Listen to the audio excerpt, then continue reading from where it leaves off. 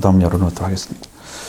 자, 그래서 이 스가랴서의 예언의 배경은 바벨론 포로에서 귀환한 포로 후기 시대를 배경으로 한다. 이제 그 말씀이 어쩔 수 없는 상황이죠. 이들이 가지고 있는 배경은 그 주전 538년 바사왕 고레스는 유다 포로들이 예루살렘으로 돌아가서 성전을 재건해 줬다는 조서를 내렸는데 이것이 역사적 배경으로 역대하도 나와 있단 말이죠. 그리고 사실적이라는 것도 있고 또 성경이 여러 군데 나온다는 것은 그것이 사실적이라는 것을 더 강하게 표현해 드리는 거죠. 그리고 에스라에도 그 말씀이 딱 기록되어 있고 그래서 이 조서를 따라서 스룹바벨과 느헤미야와 예수아와 그의 다른 지도자들은 이제 약 5만 명 정도의 백성들과 노예들과 함께 본국으로 돌아오게 되고 그 다음에 고레스 왕에서 2년 2월 성경에 나와 있는 주전 536년에 성전 건축의 기초를 놓기 시작했다. 그리고 약 16년 동안 중단이 되었습니다. 그리고 성전 재건이 이렇게 중단되었을 때에 이스라엘 백성들은 그 믿음이 흔들리게 되죠. 이것이 여러분 하나님의 역사라고 믿어지지가 않을 정도로 횟수가 많이 흘렀잖아요. 한 1년, 2년 사이는 뭐 그럴 수 있잖아요. 근데 10년이라는 것도 좀 무서운데 16년 그러면 상당한 횟수가 늘었어요. 그들은 상당히 실망을 하고 있었을 거예요. 하나님이 당당히 돌아오게 하셨다고 했는데 왜 이런 일이 벌어졌을까라고 실망이 대단했을 거예요. 그렇게 생각되었는데 이런 상황에서 나타난 그러니까 하나님께서 보내진 스가랴와 학개의 선지자가 함께 이스라엘 백성들의 불신적인 태도를 깨우치기 위해서 많은 노력을 기울였다. 그것은 이제 사실적으로 말하면 하나님이 주신 말씀을 선포해서 그들이 소망을 갖고 그 일에 동참하도록 한 거죠. 그것이 중요한 거예요. 그건 그들이 스스로 말씀한 게 아니죠. 여호와의 말씀이 임해서 전한 거니까 스스로 한 건 아니에요. 당연히 하나님께서 하신 겁니다. 비로소 다리오 왕의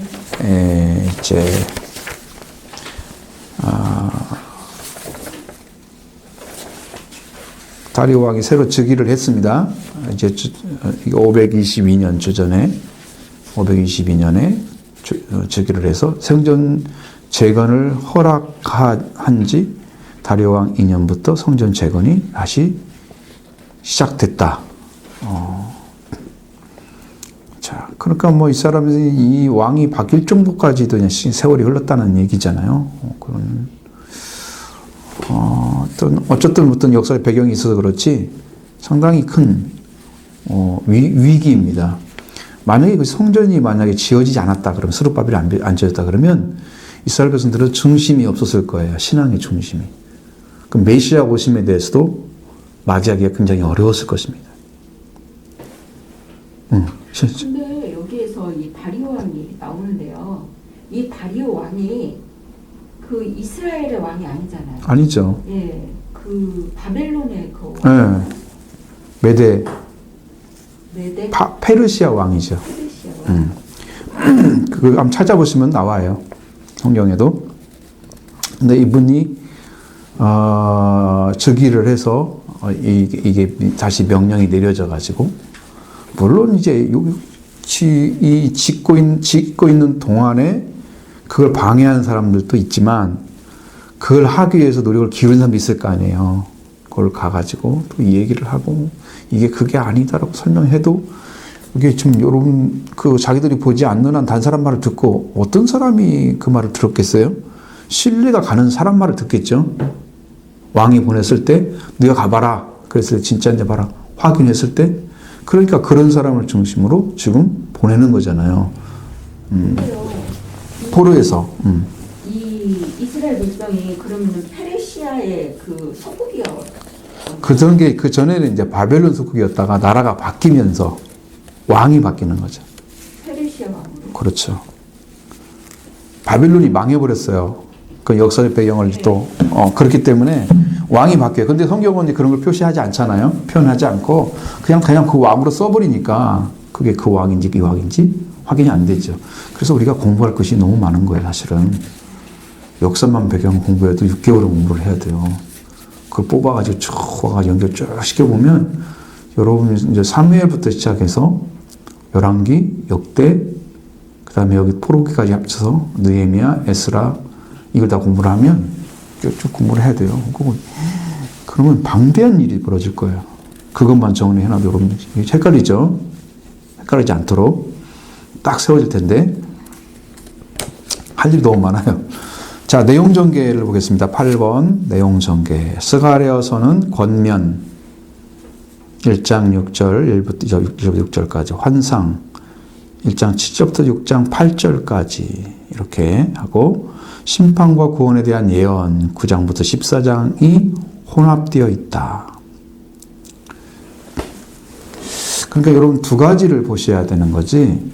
하나는 하나님께서 직접 이스라엘 백성들을 통해서 그러니까 유대 백성들이죠. 저로 그들을 통해서 성전을 재건하고자 하는 그 역사를 위해서 보여주는 말씀. 그것이 다 이제 스가랴는 보여진 것들이 말씀이 중심이 아니고 환상이 중심이었잖아요. 그래서 환상, 권면하는데 환상이 주로 권면은 조금밖에 안 되죠. 앞에만. 그리고 나머지는 전부 환상에 대한 이야기예요.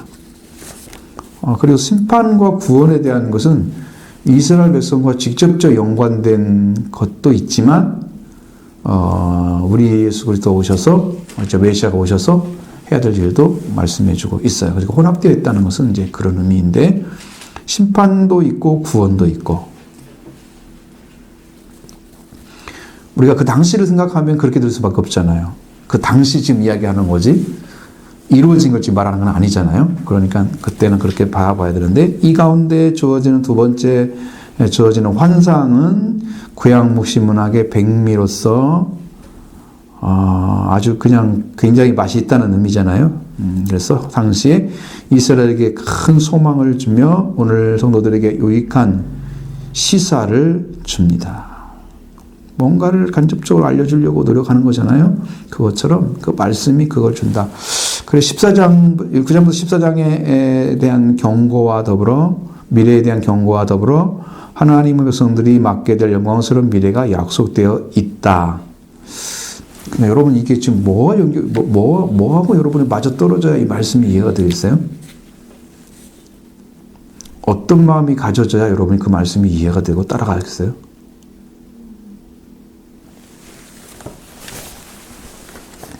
자, 예를 들어서 여러분이 어떤 성경을 공부한다 그러면 그 말씀을 어떻게 받아들여야 여러분이 유익이 되나요?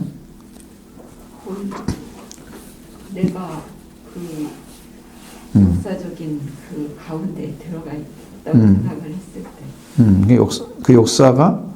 그 역사가 단지 이스라엘 민족이나 어떤 것에 관련된 것만 아니고 지금 우리하고 연결이 되어 있다고 봐야 되는 것은 나도 역사를 주관하시면서 역사 속에 오셔서 일하시는 하나님이 역사하시는 그 가운데 존재하는 거기 때문에 그때 역사만 역사가 아니고 지금도 역사잖아요.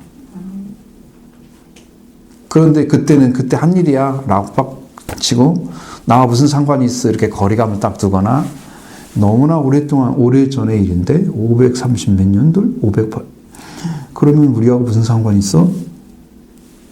이렇게 볼 수 있잖아요. 이러면은 안 된다는 거죠. 이렇게 생각하는 사람 벌써 말씀을 받아들일 준비가 안 된 거야. 그러니까 성경을 읽을 때 역사적 배경이 필요한 이유도 있지만 그것을 말씀하시는 이스라엘 백성에게 뭘 말씀하시려고 하시지? 라는 것이 먼저 파악되어지고 그 다음에 오늘날에는 우리한테 뭘 말씀하고 있지? 라는 게 하나님부터 들려지면 이게 완전하게 읽어진 거거든요. 근데 그때는 그랬대 라고 끝나면 나와 상관이 없는 그때 역사만 이야기하고 있는 거예요. 예를 들어서 예수님이 십자가에 돌아가셨대. 성경에 기록된 것처럼. 그때 그런 거야. 그 역사는 지금 역사가 아니야. 그거 나와 무슨 상관이 있어? 십자가가?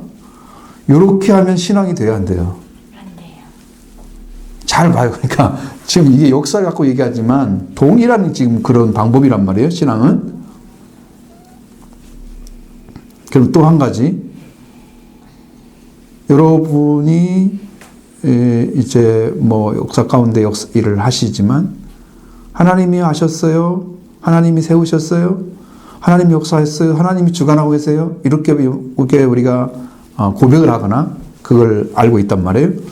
그러면 지금 역사 가운데서 주관하시고 인도하신 그 하나님이 지금도 일하고 계시는지 아닌지, 예를 들어서 만물은 그 안에 서 있느니라 그랬으면 만물이 지금 그분 안이 세움받은 존재란 말이에요. 그럼 모든 것이 하나님에 의해서 주관되어지는 건데 우리는 그러한 사상을 싹 빼버리고 지금 보여지는 것에 대해서는 뭐 별걸 다 생각해. 사탄의 역사, 뭐 죄, 뭐 그런 걸 다 집어넣어가지고 혼합시켜서 바라보고 있는, 그래서 하나님의 역사를 제대로 바라보지 못하고 그분에서 클린되어진 역사, 하나님께서 어떻게 하기를 원하시는가, 거기에 대한 목적을 딱 찾아야 되는데 그런 것들이 안 보여지고 다르게 되는 것들만 막 이렇게 많이 보니까 하나님은 이 땅에 뭘 하고 계시지 도대체? 하나님 안에 만물이 서 있다면서 뭘 하고 계실까? 그래가지고 의심만 하게 되고 실제를 바라보지 못하는, 그러니까 우리가 예언자가 될 수가 없어요. 왜? 안 믿기 때문에 그렇게. 그 가운데 존재하신 하나님을 안 믿기 때문에 알 수가 없어요. 그래서 그러니까 여러분 성경을 그렇게 보지 마시고, 역사는 역사, 어쩔 수 없이 역사잖아요. 그거 이스라엘을 통해서 하나님 일하신 역사, 유다 백성의 역사, 역사는 역사고, 그 다음에 왜 그걸 기록해서 읽게 할까? 지금 역사 가운데 어떻게 일하고 원하시기 때문에 그러실까? 이 부분이 반드시 와야지 적용이 되는 거예요. 거기까지 찾아낸 사람들은 굉장히 수준 높은 신앙을 가지고 있는 거예요, 지금. 그래서 그 신앙을 가지고 서서 살아가면 그 사람은 이제 말씀과 함께 하나님이 자기를 인도하시는 것을 알게 되죠. 친히 따라가게 되죠. 그러면 역사 중에 인도하시는 하나님을 발견하게 됩니다. 그래서 동행이 이루어지고 그분의 뜻을 쫓아가기 위해서 우리가 어떻게 헌신해야 되는지 그런 것들이 알아지는, 그 실제적인 헌신이 이루어지는 거예요. 그걸 찾아내셔야 돼요. 그렇게 읽으세요. 읽을 때 역사만 보지 마시고. 그래서 이제 예언이란 말도 하고, 여기 이제 묵시문학이라고 해서 그러잖아요. 이건 이제 신학적인 용어입니다. 묵시문학이라는 것은 뭐냐면 이제 어쨌든 간에 계시적인 성격을 띤 성경이 예언서잖아요. 여러분이 볼 수 있는 부분은 어디예요? 뭐 이사야부터 시작해서 쭉 말라기까지 다 예언서예요. 그런데 이제 대예언서와 소예언서로 우리는 나누잖아요. 헬라적인 방식으로. 이스라엘 사람들은 구약을 24권으로 딱 본단 말이죠. 근데 우리는 39권 이렇게 본단 말이에요. 그것은 전부 이제 방식이 다르기 때문에 그런 거죠. 그래서 어쨌든 이사야부터 시작해서 그렇게 예언되어진 그 성격을 띤 그러한 문서를 갖다 묵시문학이라 그럽니다. 문학적인 표현으로. 근데 신학적인 얘기입니다.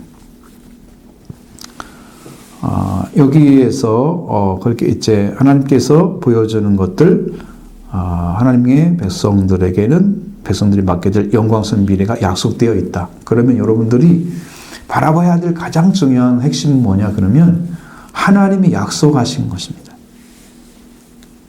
지금 내가는 어떻고 나는 어떻고 내가는 어떻게 살아가고 있고 막 이런 것만 바라보면서 자기 절망이나 자기 중심으로 성경을 자꾸 외워가고 자기가 보려고 하는 것 때문에 못 보는 거잖아요. 하나님 미래란 약속은 여러분 한 사람 한 사람이 다 들어가는 거지. 그죠?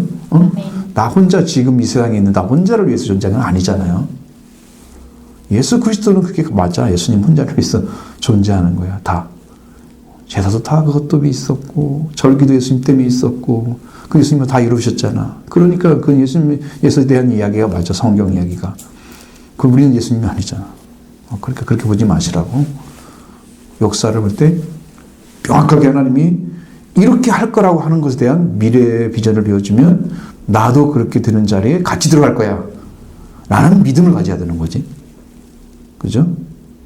그러면 나는 그 믿음에 좀 들어가서 말씀에 합당한 삶을 살아지고 있는지, 난 하나님 관계가 어떻게 되어 있는지를 확인할 수 있잖아요. 그럼 여러분 신앙이 한 단계 업그레이드 되는 거죠. 자꾸 이제 변화되는 삶이 이루어진단 말이죠. 그렇게 복보로 보시면 되겠고, 그 다음에 이와 같이 스가랴 전반에 흐르는 하나님의 백성에 대한 격려는 하나님의 통치가 이 지상에서 이루어지며 메시아 왕국의 도래에서 악한 세력이 심판받게 될 것에 근거한다. 그럼 하나님께서 이 땅에 이제 오셔서 통치를 하시잖아요. 그 하나님으로 오신 분이 메시아란 말이에요. 우리가 여호와의 이름으로 오셨다고 그랬잖아요. 주의 이름으로 오시는 이, 주의 이름, 주님이시죠. 그게 주님인데, 그건 퀴리오스 주님이시고, 구약에서는 아도나이를 말하는데, 아도나이가 여호와를 가리킬 때, 이제 성문자, 철자가 네 자가 있는데, 그것을 너무 성스럽기 때문에 쓰지 못하게 하니까, 그걸 빼고, 거기다가 이제 이 아도나이라고 하는 주라고 하는 단어를 써서 하나님의 이름이 잃어버렸다. 근데 뭐 지금 뭐 찾아도 못 찾아내잖아요. 하나님 이름을 이스라엘 백성들은 알고 있었는데 역사가 흐르면서 후손들에게 전해지지 않았어요. 그게. 그럼 지금 전해서는 지금 다 알고 있었겠죠. 아도나이가 주란 뜻이죠. 그리고 키리오스는 구약의 아니라 신약의 이제 주를 의미하는 거고. 그렇게 되니까 이 메시아가 오셔서 메시아를 통해서 구원시켜서 그 안에 들어가서 살 수 있는 메시아 왕국이잖아요. 그와 함께 신앙을 가진 그 왕국의 도래로서 악한 세력이 심판이 받게 될. 그러면 여러분 지금 땅에 있는 존재들 가운데 지금 심판받아야 할 존재가 뭘까요?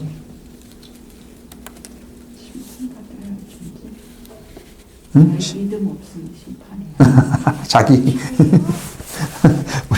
우리가 이제 이 땅에 내가 포함되어 있지만 내가 포함되어 있으면서도 불구하고 나를 중심으로 아닌 세상의 모든 사람을 중심으로 해서 바라볼 때 그들 가운데에서도 하나님의 역사를 방해하고 있는 존재들이 있단 말이에요. 그리고 마지막에 뽑아서 불에 던져질 존재가 있단 말이에요. 심판이죠. 쭉정이만 던져지는 게 아니고 가라지도 던져지고 하나님의 일에 불법을 행하거나 그 일을 방해하는 영적인 존재는 전부 심판의 대상이에요. 왜? 아버지가 그걸 즐겨하실 리가 없어요. 근데 악한 영은 어떠한 방식으로 존재하면서 그걸 괴롭혀요. 우리한테도 와서 괴롭혀요.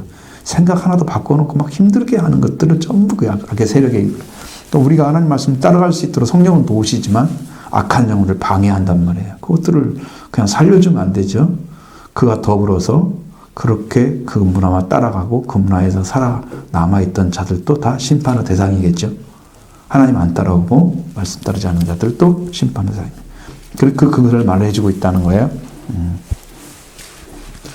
스가랴서는 세 부분으로 나뉘어진다라고 얘기를 했습니다. 메시 왕국에 대한 환상 1장부터 6장에서 메시 왕국에 대한 환상을 말하는데 성전 재건 공사를 계속할 장력을 상실해버린 이스라엘에게 스가랴는 먼저 선조들이 행한 악행을 다시는 반복하지 말고 하나님과 밀착된 삶을 살아가라고 요청하고 있습니다. 여기는 무슨 얘기를 하고 있는 걸까요? 그렇게 말을 한다고 하면 여러분 한번 찾아보세요. 여러분도 스가랴 1장 2절부터 6절 무슨 얘기를 해요? 하나님께서 뭐를 처음에 2절에 딱 뭐라고 그래요?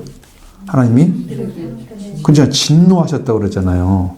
이 진노가 일어나지 않도록 삶을 살아줘야 돼. 이제는 돌아왔으니까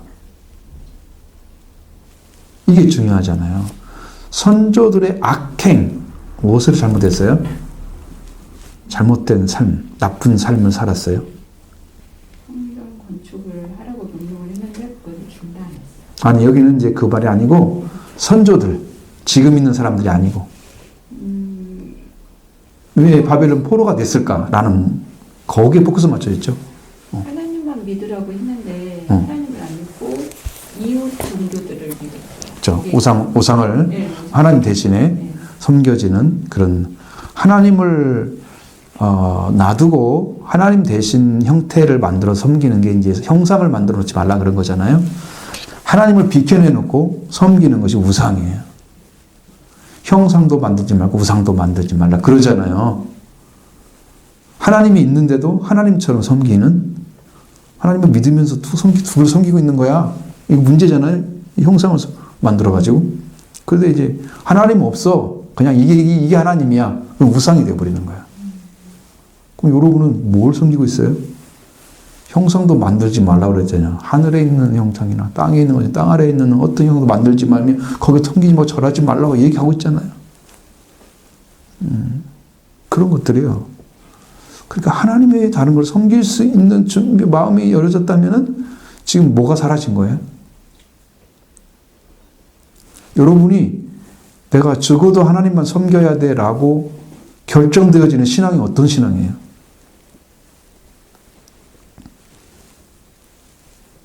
그게 중요해요.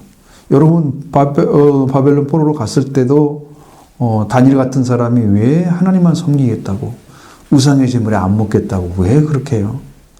근데 그게 대단한 일일까요? 신약으로 보면은 그 우상 섬기는데 그 음식들은 별것 아니에요. 하나님에는 다른 신이 없기 때문에. 저는 아무렇지도 않게 생각을 해요. 뭐 제사 절에서 그거 이미 우리는 하나님 안에 들어가는 거라 그 물건이 우리 먹는다고 우리가 그 문제 되지 않아요. 근데 다니엘은 그걸 잡고 왕의 진미를 먹지 않겠다. 이 결정을 하잖아요. 근데 하나님은 그걸 귀하게 보셔. 무슨 의미일까요? 왕에 의해서 왕이 가지고 있는 바벨론이 주는 그런 이득을 가지 않고도 하나님의 백성으로 살아야 된다는 거. 그 진미를 받는다면서 왕이 주는 땅에 어떤 목적을 둔 그런 신이 섬기는 것들과 함께 있어서 이 땅에서 잘 되고 잘 먹고 잘 사는 그런 것들 쪽으로 나는 가지 않겠다 절대로. 딱 결정을 해서 하나님만 섬기는 자리에 딱 서버리는 거죠. 그러니까 이게 지금 일원론 신을 한 분 하나님을 섬기는 자가 어떤 사람이냐. 그 신앙이 있어져야 역사상에서는 하나님이 사용하셨어요. 정말 그런 신앙 가진 사람들이 극히 드물어요. 그러니까 아까 말씀드린 형상도 섬기고 우상도 섬기고, 그죠? 다 만들어 놓고. 하물며 우리 안에서 탐심도 우상이라고 그랬는데 왜 그럴까 그랬는데 이 탐심을 가지게 되잖아요. 탐심이 어디로 인도를 하냐면 우리를 육체의 삶으로 인도를 해요. 개한테 인도해서 개가 원하는 삶을 살아가는데 도움을 주는 존재로서 일을 해요, 개가. 탐심이. 그래서 하나님 대신에 섬기는 것처럼 열매가 맺어져요. 육신의 열매가. 육신의 열매는 뭐예요? 멸망이잖아요. 영의 열매는 생명과 평안이에요. 그렇게 돼요. 그러니까 근데 하나님을 대신해서 섬기는 것들을 중심으로 하지 말라고 수없는 선지자를 에레미야를 읽어보면 그것이 그렇게 많이 나와. 내가 너희한테 수없이 보냈다고 얘기합니다. 너희 선조들이 이 땅에 들어올 때부터 내가 수없는 선지자를 너희가 보내서 나만 섬기라고 얘기했는데도 듣지 않았지? 라고 선조들의 악행을 거기서 하나님 고발하죠. 너희는 이것 때문에 망하는 거야 라고 정확하게 얘기를 해줍니다. 그러니까 이걸 반복한다는 것은 또 우리를 법한다는 것은 얼마나 어리석은 자예요. 그래서 그걸 하지 않고 선조들의 악행을 따르지 않고 하나님만 섬기는 그 자리에 서야 되기 때문에 하나님하고 굉장히 가까운 결합되어진 밀착된 그런 삶을 살아가셔야 되기 때문에 그것을 요청하는 것이 1장 2절부터 6절의 말씀에 있다 그거죠. 얼마나 중요한지 아시겠죠. 일원론 신을 신당긴다는 게 얼마나 중요한지 아시겠죠.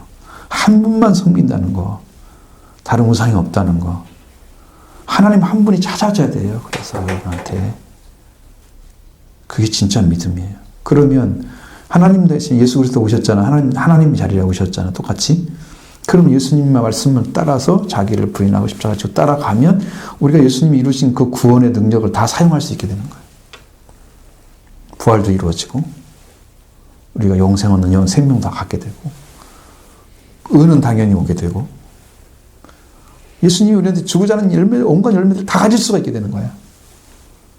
그래서 예수 그리스도 한 분을 따라가라고 또 이야기하는 거죠.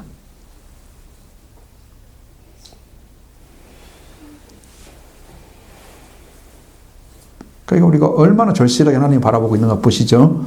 그 세계를 찾아냈을 때 구원을 누릴 수가 있는 거예요. 그걸 찾아냈을 때. 잘 배우셔야 돼요. 왜 하나님 이렇게 깊은 말씀 주시는지 잘 모르겠지만 하나님은 너무 마음이 지금 급하세요. 저한테 주시는 마음. 너무 급하세요. 여러분이 그렇게 급해야 돼요, 지금. 우리 빼고 있으면 안 돼요. 저는 이렇게 말씀을 읽으면서도 우리가 말씀을 믿지 않고 읽었구나. 그렇지. 네, 그걸 알아지죠. 네, 그게 알아지는 것 같아요. 그냥 역사서를 읽었지 하나님의 말씀을 이렇게 해주셨는데 그 말을 믿지 않고 읽었구나.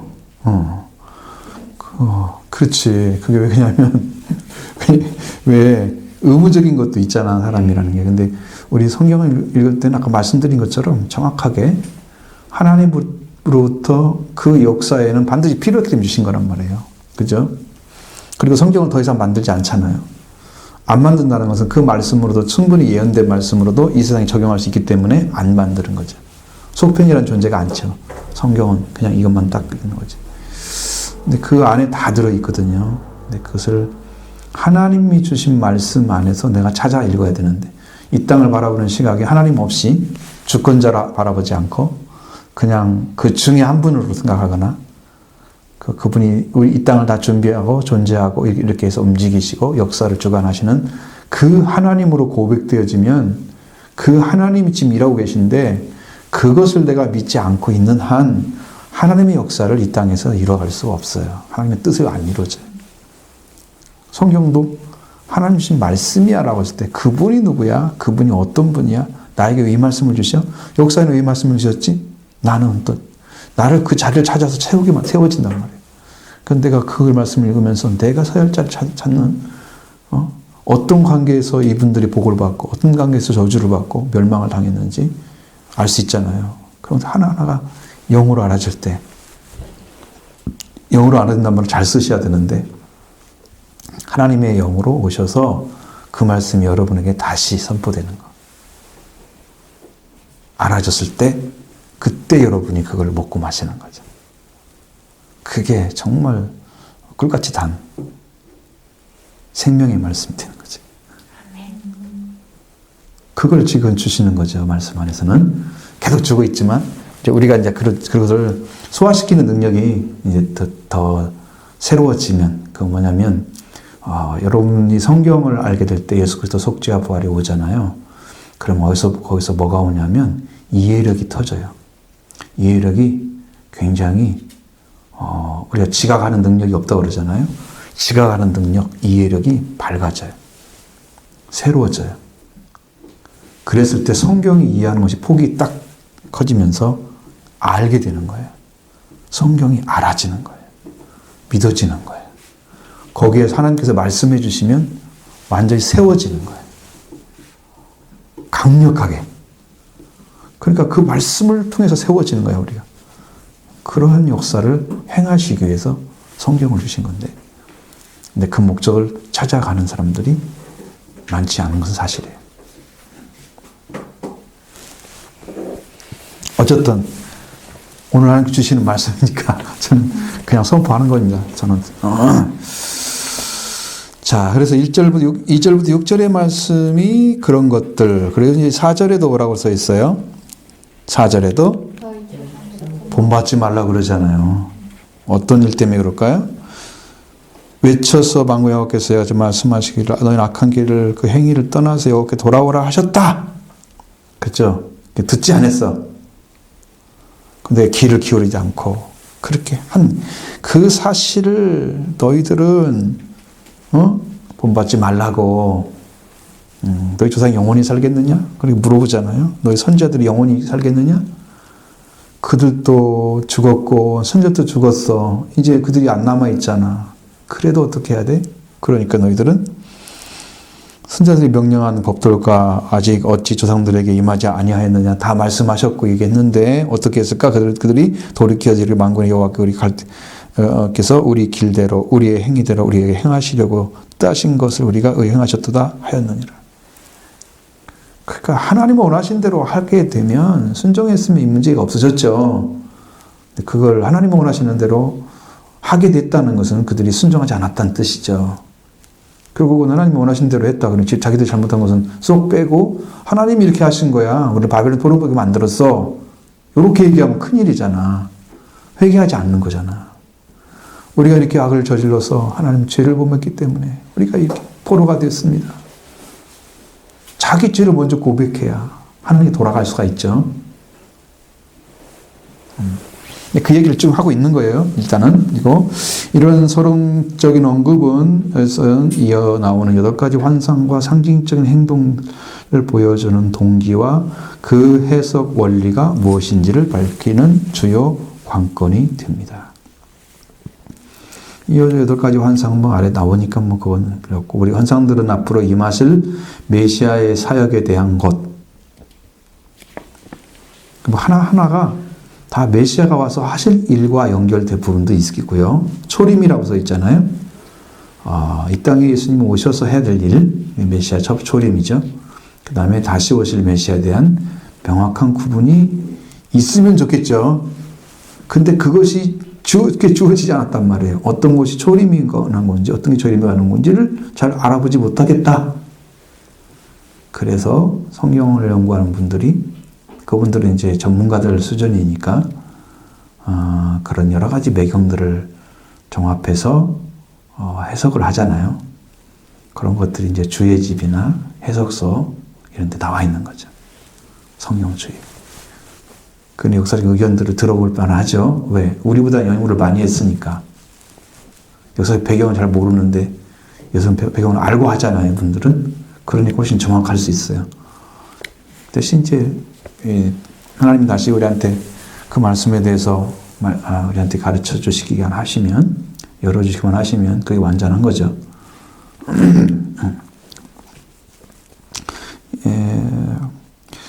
그래서 그 과정이 생략된 채 결과만이 보여지는 것이므로 해석하는 데 상당한 어려움이 있다. 왜? 실제로 이루어지지 않은 상태에 있는 것들을 어떻게 해석해서 낼 것인가? 그때는 어려웠겠죠. 실제로 적용하는데. 그러면 지금은 다 이루어진 상태에서 바라보기 때문에 훨씬 더 정확하게 알 수 있죠. 왜? 신약도 다 나와 있잖아. 예수님이 이룬 것도. 그러니까 보기가 훨씬 편한 건데 당시에는 이거 알아들을 수 없을지도 몰랐어요. 그렇죠? 메시아 오시면 이럴까? 이런 걸 할까? 진짜일까? 알 수 없는 어떤 그런 들이 분명히 있었을 건데 지금 와서 보면 다 알 수 있죠. 지금이야.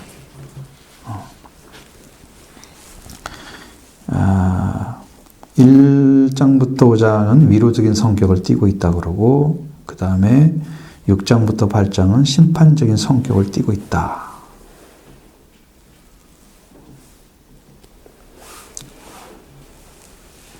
이게 두 가지가 보여지고 있죠. 그리고 여기서 차례대로 나오는데, 거기 구절을 보면 환상, 구절, 의미, 이렇게 차례가 쭉 나와 있죠. 얼굴 보시면 1번에 1장 1절부터 7절에 17절의 말씀에는 화석류 나무 사이에 홍마를 탄 자. 시온과 이스라엘 백성은 압제. 이제 과거에 있었던 일이에요.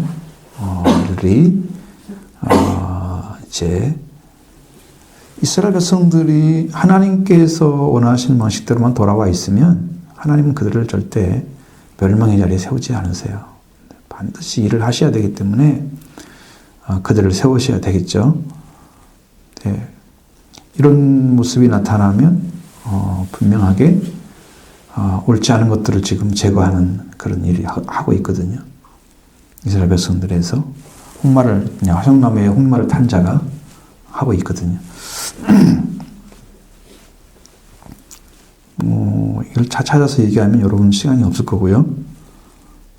그 다음에 1장 2번 1장 18절부터 21절에 내 뿔과 내 대장장이. 자, 이스라엘 백성들을 압제하는 자가 받을 심판에 대한 이야기다. 대장장이가 가서 나중에 다 바뀌죠. 다 바꿔버리잖아요. 그런 역사는 이스라엘 백성들을 하나님께서 보내실 때는 야, 내가 가서 네가 종아리 좀 때리고 매를 좀 때려서 좀 고쳐서 보내 이런 정도였는데 그들은 죽이고 삼고 막 다 해버렸단 말이에요. 그러니까 하나님이 화가 나신 거야. 나는 이렇게만 하기를 바랬는데 그들은 지들한테 맡긴 줄 알고 지들 마음대로 해버린 거야. 그래서 아수르도 망하지, 바벨론도 망하지, 메드바스도 망하지, 다 망하는 거야. 이스라엘과 관계된 백성들 다 망해버려요. 나라가. 성경에 기록된 안 된 것들은 우리한테 관계 없잖아요. 지금 우리가 볼 수 있는 것도 아니고. 남아메리카 역사를 보겠어요, 우리가 여기서? 그건 아니죠. 그러니까 우리가 볼 수 있는 역사는 지금 이스라엘의 중심부로 한 역사야. 그 안에서 보는, 그렇게 되는 거죠. 그렇게 되고 있습니다. 자, 3번, 2장 1절부터 13절에. 측량줄을 잡은 자. 그래서 하나님이 이스라엘을 보호하고 영화롭게 할 것이다. 그래서 측량줄이 어디까지 간대요? 엄청 넓게 간다고 나와 있죠. 예루살렘 넘어서서 하나님께서 그걸 세울 거다 약속해놨죠. 그렇게 해서 이스라엘을 보호하고 영화롭게 할 것이다. 여호와께서. 그러니까 하나님이 지켜주시는 백성들의 어떤 모습을 볼 때는 참 안위가 되잖아요. 위로가 되고 희망이 되고 그렇게 말씀하고 있고 4번 3장 1절로 10절의 말씀에는 대제사장 여호수아의 정결. 자, 대제사장 여호수아는 무엇을 상징한다고 그랬어요? 우리가 공부할 때 이스라엘. 그렇죠? 그래서 이스라엘의 정결을 의미하는 거다. 그래서 말씀드린 거예요. 이렇게 이 정결이라는 자리에 세워져 있지 않으면 의를 얻을 수가 없어요. 여러분, 정결하고 의로운 자리를 갖게 되어져야 거룩함이 옵니다.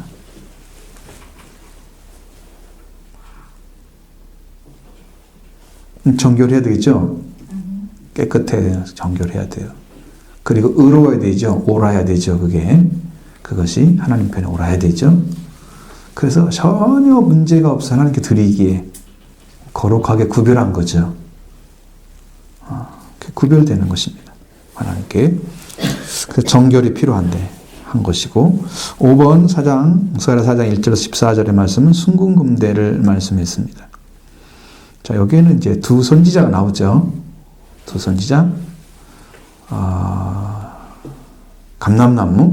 두 감람나무, 두 선지자 이야기가 나오죠. 여기 이제 감람나무는 무엇에 대해 얘기하려고 그랬죠? 거기에 대해서는 감람나무에서 뭐가 계속 나오고 있었어요? 그렇죠. 그게 성령을 가리키는 거예요. 성령을 예수 그리스도도 성경에서 보면 하나님의 말씀을 하기 때문에 한량없이 성령을 부어주신다 약속해놨습니다. 말씀해놨어요. 그러니까 우리가 하나님의 말씀을 하는 자들은 성령을 한량없이 부어줘야 그 말씀을 할 수 있어요. 왜? 혼에 관한 말씀이 아니고 영에 관한 말씀이에요. 인간의 말이 아니고 하나님의 말씀이에요. 그러니까 영이 필요하죠. 하나님의 영과 말씀은 일치를 하는 거기 때문에. 그렇게 이루어집니다. 스룹바벨, 하나님 영이 스룹바벨과 여호수아에게 능력을 더해서 그 앞에 있는 산들이 다 무너진다고 그랬죠. 응? 그렇죠. 은총을 받은 자라고 말씀하시고.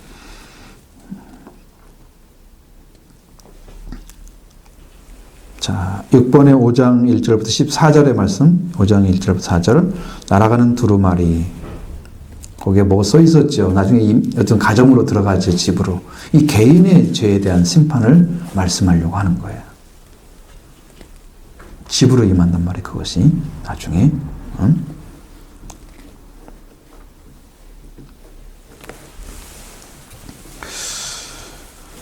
자, 5장 5절부터 11절의 말씀에는 에바 가운데 있는 여인. 그랬어요. 없어질 민족의 죄. 죄가 여러분 계속 존재하게 되면 그것은 심판의 상이 되잖아요. 그렇게 되면 멸망을 받으니까 그걸 상징해서 그걸 없애버리는 것을 말씀하고자 할 때 이 에바 가운데 있는 여인을 얘기를 해놨어요. 이제 자, 그 다음에 6장 1절부터 8절의 말씀을 쭉 보면은 병거가 4개 나오죠. 네 병거가 나오죠. 검은 말, 흰 말 쭉 나오죠. 청색 말 그런 것들. 근데 여기에 내린 것은 하나님께서 이 말들을 홍만은 어디로 보내고 백만은 어디로 보내고 다 나오죠. 결국은 다른 민족을 멸망시키는 심판을 약속하신 거예요. 열방에 내릴 하나님의 심판이 있을 거라고 이야기를 해주고 있는 거예요. 그러니까 역사는 하나님께서 주관하신다. 에레미야 마지막 절 거기에서 38장, 9장, 저 40장 넘어가서 보면 거기에 보면은 여러분 에돔이나 모압이나 그런 암몬이나 그 옆에 이집트 이런 여러 나라에 대해서 예언을 쭉 해요. 마지막 예언을 해요. 너희 이랬지? 너는 이래서 이런 거야. 너희들이 이렇게 해서 교만해서 이렇게 한 거야. 너희들이 이것 때문에 내가 이렇게 멸망을 시켰어. 정확하게 말씀을 해주세요. 그러니까 하나님은 역사를 다 보고 계시는 거예요. 지금 우리한테 말씀하시지는 않으시지만 역사를 지금 다 주관하시고 보시고 계시는 거죠. 우리가 그걸 구하게 되면 아마 다 그 말씀해 주실 거예요. 그런데 말씀을 딱 들으셔서 봐라, 여기를 봐라. 이와 같은 거다. 그건 그런 유의 죄들이 있는 거죠. 그 백성들한테. 그게 예언이죠. 그 다음에 결론에서 6장 9절로 15절 말씀에서 관을 쓰는 여호수아. 이 여호수아가 누구를 상징한다 그랬죠? 바로 그리스도를 상징한다 그랬잖아요. 그렇죠? 그러니까 그리스도가 오실 거라는 것을 이야기하고 있습니다.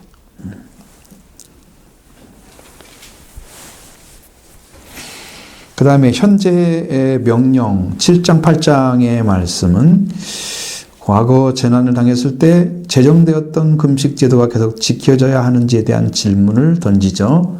7장 1절로 3절의 말씀에 그 질문을 하고 저 기억이 나는데 그 다음에 스가랴 금식 자체가 가치를 부여하지 않고 그것을 지키는 자는 자의 심적 상태가 중요함을 4가지 메시지를 통해서 강조해주고 있다. 그것이 이제 7장 1절부터 4절부터 8장 23절의 말씀 안에 그 금식에 대한 이야기가 나오고 있는 거예요. 사람은 이제 재난을 당했을 때는 어떻게 돼요? 금식을 해야 되죠. 근데 금식의 목적은 흉악의 결박을 풀어주는 것입니다. 묶여진 것들을 풀어내는. 여러분 진짜 금식을 했다 그러면 이 결박이 풀어진 금식을 하셔야 돼요. 그러니까 형식적인 금식 많이 하죠. 하나님께서 그걸 들으시지 않습니다. 왜? 자기를 괴롭히지도 않아. 하나님 회개하는 것이 아니에요. 민족을 위해서 자기 식음을 전폐하면서 하나님의 도우심과 인도하심을 구하고 그러면 또 저 의미가 있는데 그것도 아니고 거기다가 어떤 의미를 부여할 수 있는 것들이 없단 말이에요. 이건 상당히 심각한 문제를 가지고 있어요. 금식이. 그런 것들을 다 이제 제거를 해주는 건데 자, 차례 9절 내용 보시면 7장 4절로 7절의 말씀에는 헛된 의식을 배격하라. 그 내용 속에는 거기에는 금식의 형태를 띠긴 하지만 뭐가 없을까요?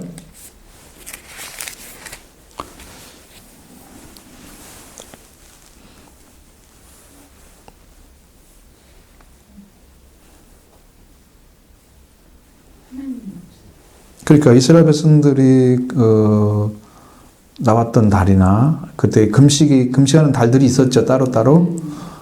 다섯째 달과 일곱째 달에 금식하고 애통하였거니와 이 금식이 나를 위하여 한 것이냐. 자, 그것을 기념한다고 하면서 했는데, 자기들이 돌아온 달이나, 뭐, 누가 죽었던, 그래하다가 자가 죽었던, 그 마지막에 누가 죽이죠. 그래하다를 누가 죽입니다. 예레미야에서 나오긴 하던데. 그래서 그 달을 금식의 달로 선포하고 금식을 하는데, 그 하나님께서 이렇게 행했다는 것을 중심으로 해서 지금 금식을 하는 거거든요. 하나님이 행했다는 일, 어떤 일에 대해서 그것이 여호와를 위한 거냐 물어보는 거예요. 하나님이 행하신 것에 대해서 기념하면서 금식하고 하나님 법 엎드린다는 사람들이 하나님을 위해서 금식하지 않는단 말이에요. 형식에 그친 거죠. 그러니까 헛된 의식을 배격하라는 이야기를 하는 거예요. 그러니까 합당한 금식을 해도 금식에 합당한 그 금식의 요건이 분명히 갖춰져야 되고 그 금식하는 사람은 하나님을 향해서 하고 있는 하나님을 위해서 하나님을 향해서 나가고 있는 그 금식이 필요하고 그 금식한 사람은 그것으로 인해서 어디가 유익이 분명히 있어야 되는 거거든요. 근데 형식은 갖췄는데 열매가 없어. 어떤 내려온 것도 없어. 이런 것들은 배격을 해야 되죠. 버려야 됩니다. 그러니까 우리도 마찬가지죠. 우리는 이제 기도를 좀 제대로 해야 되면 좋겠어요. 2번 7장 8절로 14절의 말씀 과거 불순종을 기억하라. 왜 그런 일을 해야 되는지 왜 과거에 이제 뭐 진실한 재판을 행해서 서로 인의 궁유를 베풀고 과와 가보와 나그네와 궁핍한 자를 하지 말고 서로 화해하고 마음에 도모하지 말라 그렇게 말씀하셨는데 그들은 어떻게 했다고? 그들이 듣기 싫어해서 등을 돌리지 듣지 않냐고 귀를 막고 막 이렇게 했다는 거예요. 하나님은 이렇게 옳게 하라고 말씀하시면 그들은 그게 듣기 싫은 거야. 그런 것이.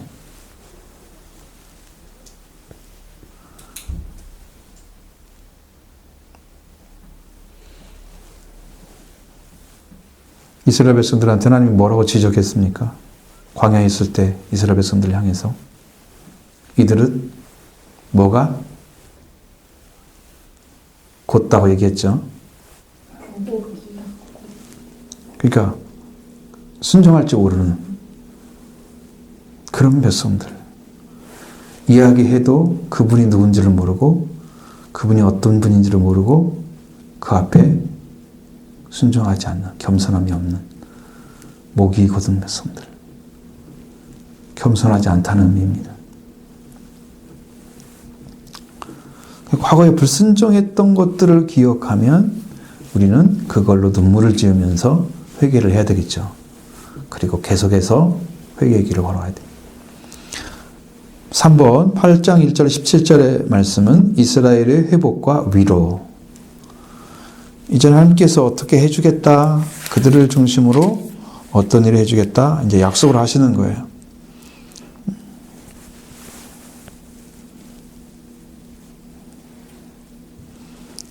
하나님께서 이제 그들에게 말씀하시는 내용 중에 예레미야를 통해서 하신 말씀 중에 너희들은 이방인의 웃음거리가 될 거야. 비웃음을 받게 될 거야. 라고 이야기를 합니다.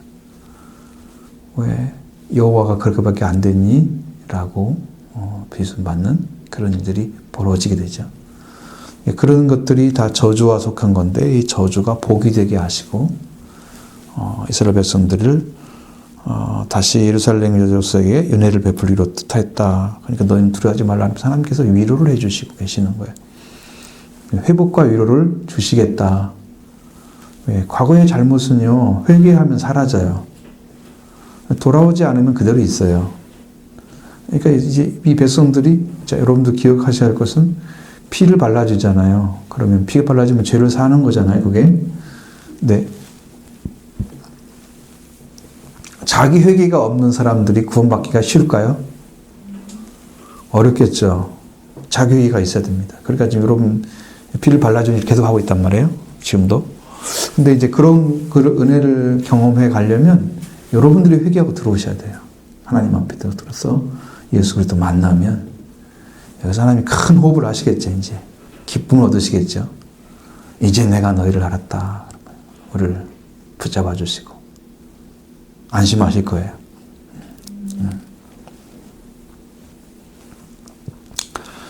4번 8장 88절부터 23절 이스라엘의 기쁨이 회복될 것이다. 이렇게 해서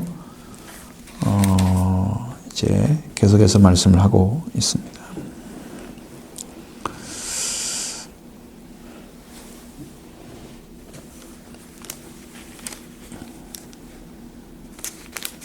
여기로 다 하면 이게 복잡해지고 커지니까 제가 끄집어내지를 못하고 말씀을 좀 하고 있습니다. 자, 3번 미래의 일들 9장 14장부터 14장 말씀인데 장래에 일어난 일들이 두 가지 형식으로 주어진다. 첫 번째는 경고 9장부터 11장 경고 장차 임하실 메시아의 강림과 배척에 관한 것입니다.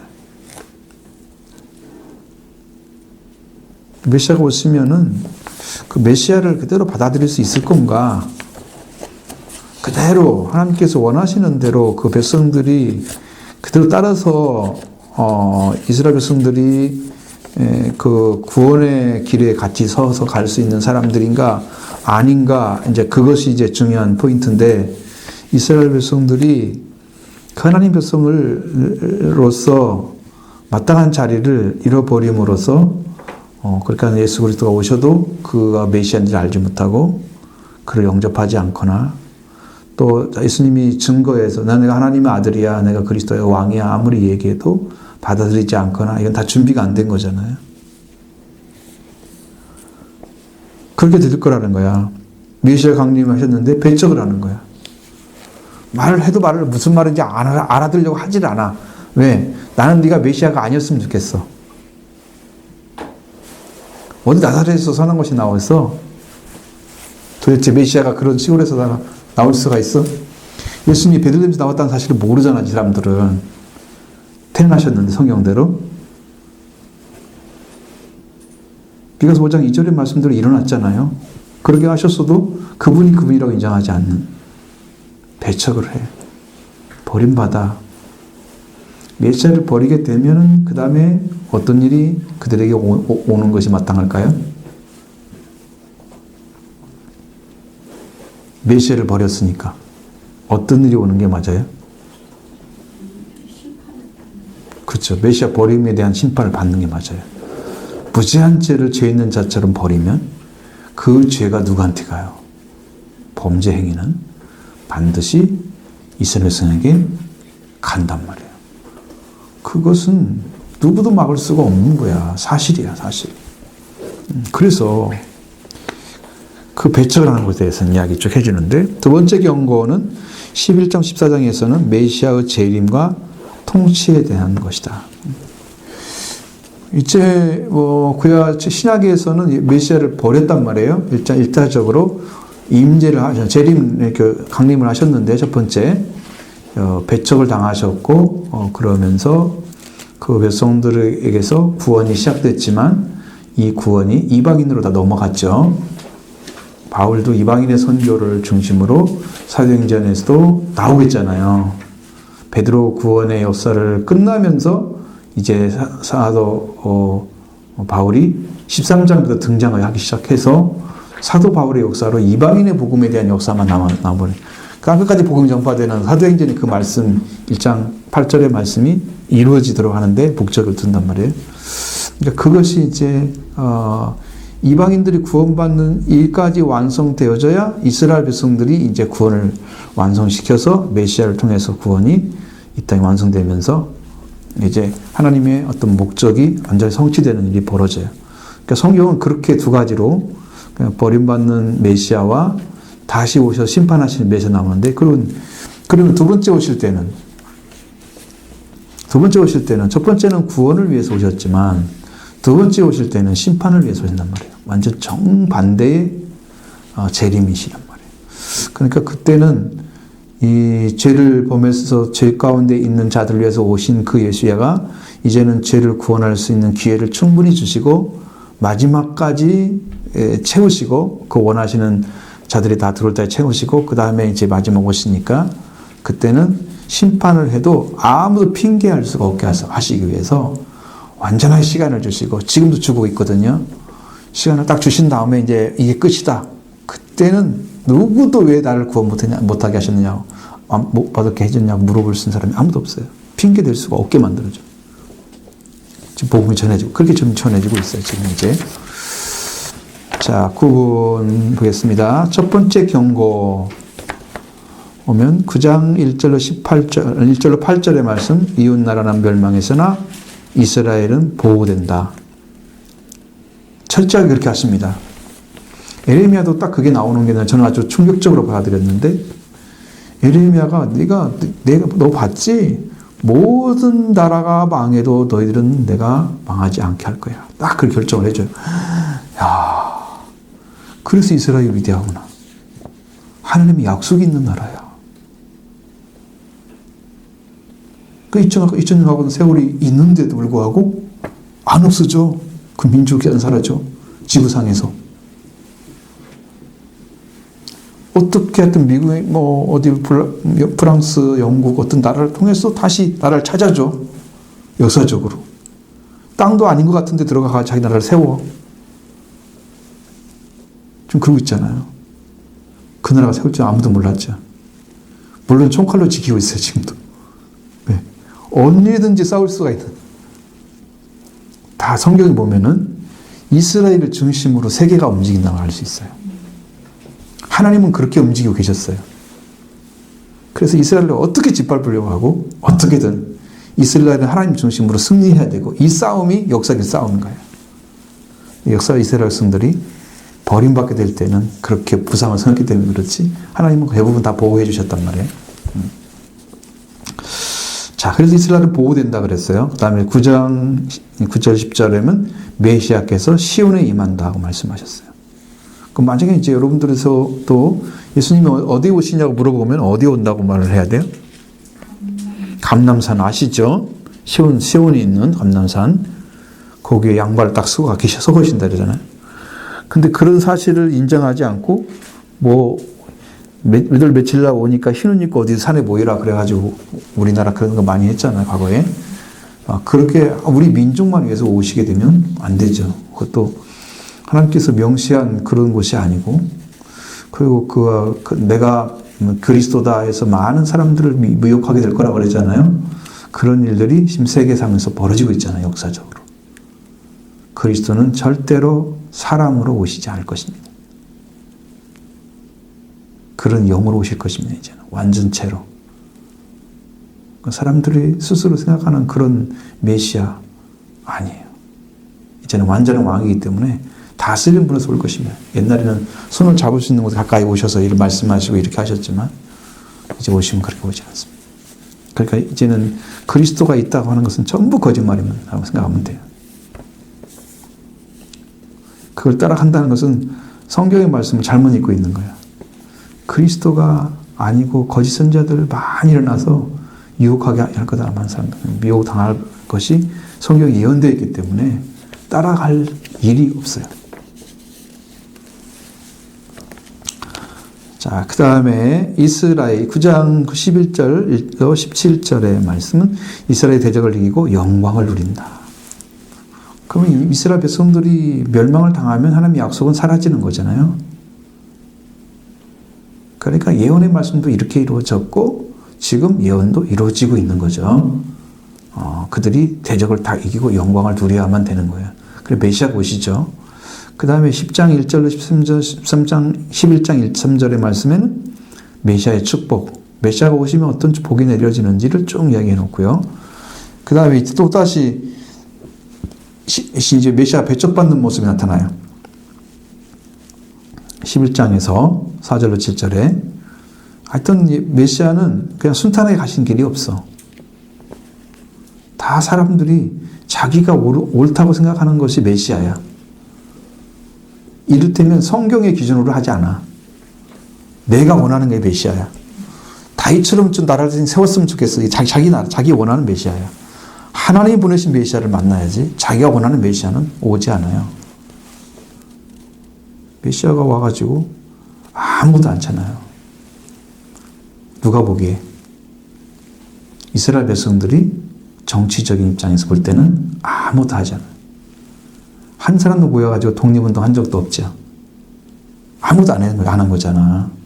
백성을 위해서는. 그럼 그 사람을 어떻게 믿어?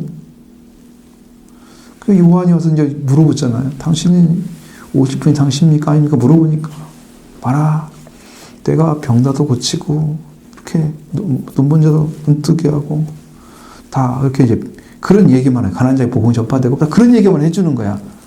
그거 한다고 알려줘라. 근데 그게 뭐가 있어요? 그 말씀이 이사야 60장에 나와 있는 성령 받은 다음에 메시아가 할 일로 나와 있단 말이에요. 이미. 그걸 누가복음 4장 19절 18절 17절 18절에 이미 기록되어 있단 말이에요. 메시아가 와서 할 일을. 메시아는 성령 사역을 하러 오신 거지 민족을 구하러 오신 게 아니야. 이것이 안 보여지는 이 사람들은 자기들 원하는 메시아 강이 이미 그려져 있으니까 보지 못하는 거죠. 그러니까 배척을 받을 수밖에 없다는 거예요. 12장 메시아의 예루살렘 구원, 13장 메시아의 예루살렘 정결, 14장 메시아의 통치. 뭐 여러 대상 상당히 재밌었는데 사실 이 공부할 때 여기가 제일 재밌던데 그때 빠졌어? 옳게 빠진 건 아니네. 잘못 빠진 거네. 자, 9번 내용 분해입니다. 이제는 제1부 메시아 왕국에 대한 환상과 현재의 명령에서 1장 1절부터 8장 23절의 말씀. 지금 우리가 다 공부했던 내용 중에 있는데 이것을 한눈으로 볼 수 있도록 딱 만들어 놓은 거죠. 그럼 이걸 가지고 가서 여러분들도 그럼 성경에 거의 써 있긴 하죠. 여러분 보통 요즘 일반적인 성경들이 가로쳐 놓고 써놓잖아. 제목 같은 거 써놓고 대충 알 수 있긴 하죠. 옛날에 이런 성경이 없었어요. 그냥 옆으로 쭉 써 있었어. 성경만. 그런 책 읽고도 은혜 받았어요. 지금은 한자도 하나 안 나오지만 말도 다 많이 고쳐놔가지고 알아듣기 쉽게 해놨는데. 자, 그래서 회개의 직후 2번. 큰 2번은 스가랴 8가지 환상 1장 7절부터 6장 8절. 3번 큰 3번 메시아의 여호수아의 면류관 6장 9절로 15절. 4번 메시아의 금식에 관한 질문 7장 1절부터 3절. 5번 그 스가랴 4가지 메시지 7장 4절부터 8장 23절. 제2부 미래의 메시아의 도래 9장 1절부터 14장 21절까지. 배척받는 메시아 1번, 큰 1번에 둘째는 메시아의 통치. 이것이 이제 지금까지 쭉 말씀드렸던 내용들이죠. 내용들을 이렇게 이제 내용으로 가져가시면 이것이 이제 성경을 이해하는 데 도움이 될 거예요. 그러면 이것이 어디에 연결돼요? 우리가 공부하는 서론에 연결되는 거죠. 이 책에 나오는 성경 서론과 이거 함께 이제 보시면 조금 더 명확해지고 연도나 이런 것들이 정확히 나와 있으니까 여러분들이 훨씬 많은 역사적 공부가 되면서 실제적인 성경을 이해하는 데 도움이 될 거고, 그 다음에 이제 그 말씀 안에 이루어진 것들, 역사적으로 이루어질 것들, 이런 것들 다시 말씀을 나누면 또 다른 말씀들이 들어가겠죠. 그러면 우리가 충분히 성경을 이해할 수 있을 것입니다. 그렇게 해서 우리가 아직 해야 될 성경 공부는 오늘 여기까지 하시고 다음 시간에 보도록 하겠습니다.